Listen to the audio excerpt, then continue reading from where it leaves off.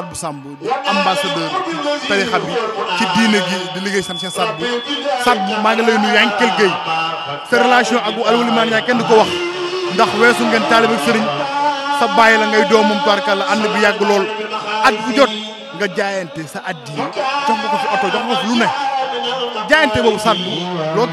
ngi doon leeralal ak ginnaaw bi nga nuyoog ñi nga xam ne ñu la bàyyi xel. waaw jërëjëf sama papa Chérif Alwely la ma teg ci loxoom boole ma ak moom daw ci dara lii ñu mu nekkee mel koog moom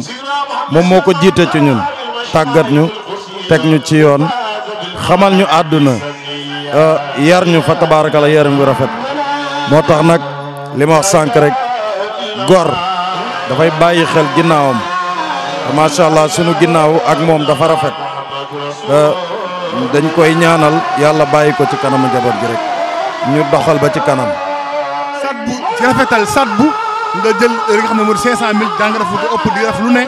ci moom Chérif Alioune Mané Ndiaye gis ni chaque jour ngay yokku def ci moom en fait lan moo waral loolu en fait looy yëg ci moom ba tax.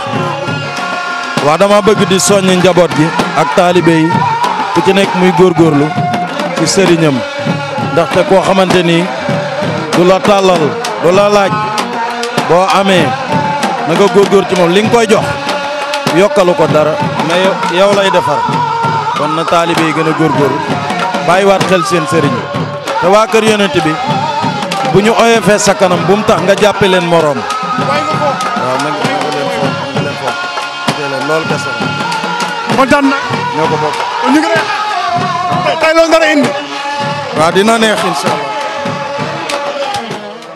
ñun laa yàlla Chérif Alioune Mané Ndiaye 1 million Sadbou Samb joxe 500000 nga mottali ko ñun taal Chérif Alioune ñu ngi lay remercier di la ci kontaane.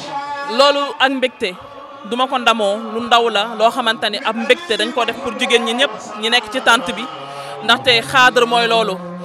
Ousmane lan la ñuy wax xaadar day rafet ah waaw donc noonu la ñu war a doxee ñun xaadar yi dañoo tabe donc dañuy jàppalante dañuy dimbalante te benn say lañ j'insiste ci benn say bi ñun ñëpp benn say lañ kuy jàpp fenn ñeneen ñi nañ ñëw jàpp ci loolu rek laay wax jeunesse xaadriya bi. kontaan nañ jërëjëf jërëjëf. Mané Ndiaye doomi Cheikh Fadal